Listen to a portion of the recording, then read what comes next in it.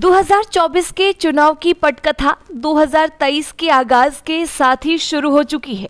इस बीच भाजपा के कदावर नेता पूर्व डिप्टी सीएम तारकिशोर प्रसाद ने बड़ा दावा करते हुए जदयू के बड़ी संख्या में सांसद और विधायक भाजपा के संपर्क में होने का दावा कर रहे हैं।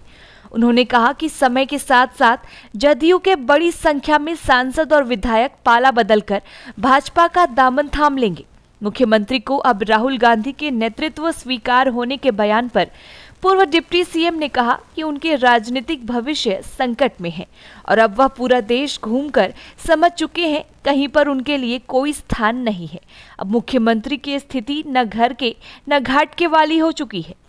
खुद सुन लीजिए क्या कुछ कह रहे हैं बिहार के पूर्व डिप्टी सीएम तारकिशोर प्रसाद। बिहार में बड़ा खेला होने वाला है। जदयू के कई सांसद विधायक भाजपा के संपर्क में है।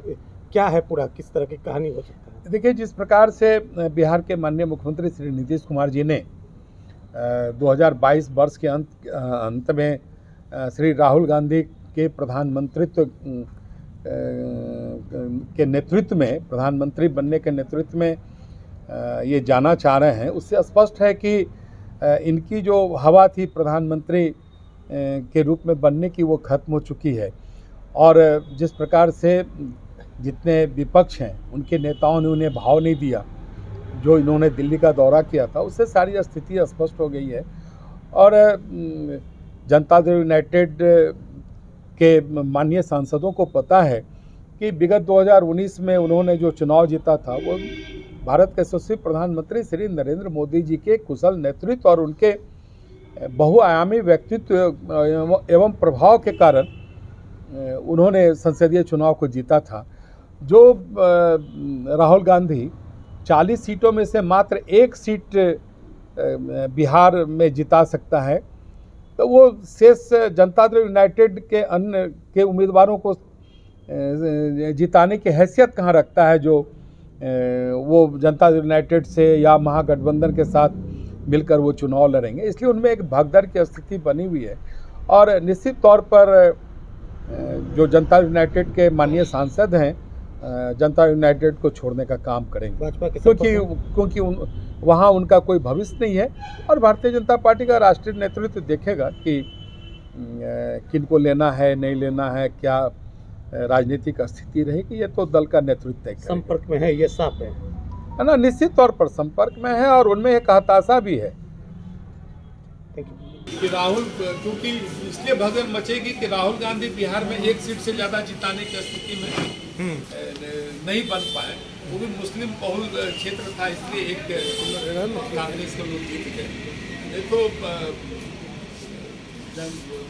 भारतीय राष्ट्रीय कांग्रेस का तो खाता भी नहीं था, तो फिर जनता यूनाइटेड के अभी वर्तमान सांसदों को कहाँ से जिता पाएंगे, ये एक लगता है। छोटा कर ले ही लेते, छोटा कर ले लेते।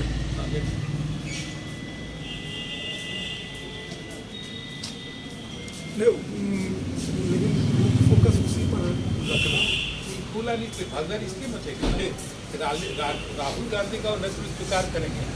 जो आदमी अपने पार्टी को 40 में से 1 सीट दिला पाए, तो वो फिर दूसरे दलों के संसदीय उम्मीदवारों को कैसे जिता पाए?